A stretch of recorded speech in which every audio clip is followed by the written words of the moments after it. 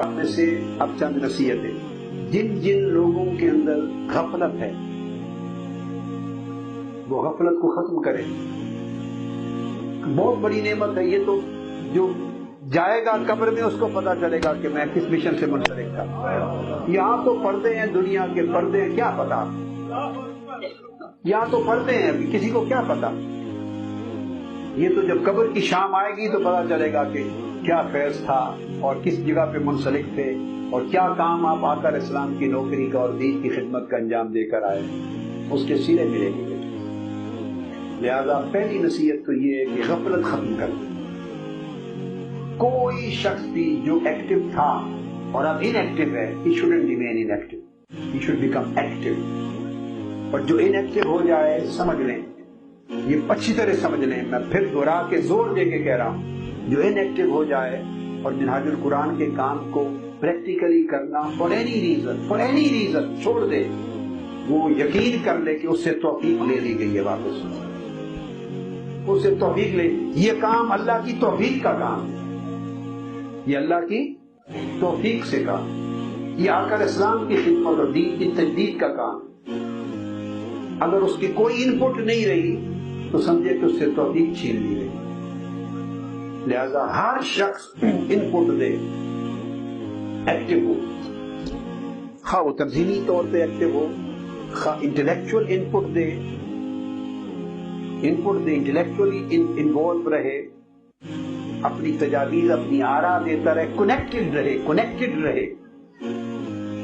خواہ وہ ویلفیئر کے کام میں ایکٹیو ہو، خواہ وہ ویمن لیگ کے کام میں ایکٹیو ہو، خواہ وہ بیٹی ہے وہ مناج سسٹرز کے کام میں ایکٹیو ہو، خواہ یوتھ لیگ کے کام میں ایکٹیو ہو، خواہ منہاج القرآن کے سینٹرز ہیں ان کے کام میں ایکٹیو ہو، خواہ آرگنائزیشنز کے کام میں ایکٹیو ہو، خواہ وہ اور کوئی فورم ہے، پیس ایجوکیشن پروگرامز ہیں اس میں ایکٹیو ہو جائے، الہدایہ کے کام میں ایکٹیو ہو جائے. میں نے بتایا کہ یہ بریڈ فورڈ میں ہمارا مدینۃ الزہرا کا پروجیکٹ ہے، اس پروجیکٹ میں ایکٹیو ہو جائے. ابھی سیکرڈ نالج کے سرکلز آف سیکرڈ نالج ہیں اس میں ایکٹیو ہو جائے، یا ایڈوائزری رول پلے کرے، اپنی انپٹ دے کسی نہ کسی طریقے سے. Everyone should get connected with this mission. اپنے آپ کو اگر کنیکٹڈ نہیں رکھیں گے، ایک ہوتی ہے قلبی ذہنی محبت رغبت، وہ کام نہیں ہوتی. وہ اس میں غفلت جب ایڈ ہو جاتی ہے، پریکٹیکلی آپ انوالو نہیں رہتے تو آہستہ آہستہ کٹ جاتا ہے بندہ. یہ آپ کی دنیا بھی ہے، یہ آپ کی آخرت بھی ہے، اس کا صلہ ملنا ہے. کیونکہ آپ اپنی ایفرٹ کو ڈال رہے ہیں ایک حصے کے طور پر حضور علیہ السلام کے دین کی تجدید میں. آقا علیہ السلام کے دین کی تجدید میں دیکھو نا، ان تمام چیزوں کے ذریعے ایک میسج دے دیا، خطابات دیے یا کتابیں دی یا تصانیف دی، ادارے دیے، انسٹیٹیوشن دیے، تنظیمیں دی، فکر دیا، سارا کچھ. اگر آپ نہ ہو، آرگنائزیشنز نہ ہو، یہ ٹولز اور مینز آگے کام کرنے کے لیے نہ ہو تو کام آگے پہنچتا ہے، تجدید ہوتی ہے، میسج آگے جاتا ہے. آج کے زمانے میں نہیں. تو اس لیے یہ ایمانداری کی بات سمجھیں کہ آپ اس تجدید کے پروسیس کا حصہ ہیں. کتنی بڑی نعمت ہے، آقا علیہ السلام کی کتنی بڑی شفقت ہے. اور حضور علیہ السلام کے پاس نوکر بہت ہیں، آقا علیہ السلام کے پاس نوکروں کی کوئی کمی نہیں ہے، اور اللہ کے پاس بھی اپنے دین کے نوکروں کی کوئی کمی نہیں ہے. بڑے سے بڑے اچھے لوگ نوکری کرنے کے لیے کھڑے ہیں. یہ اس کا کرم اور احسان ہے کہ ہم کو چن لیا ہے.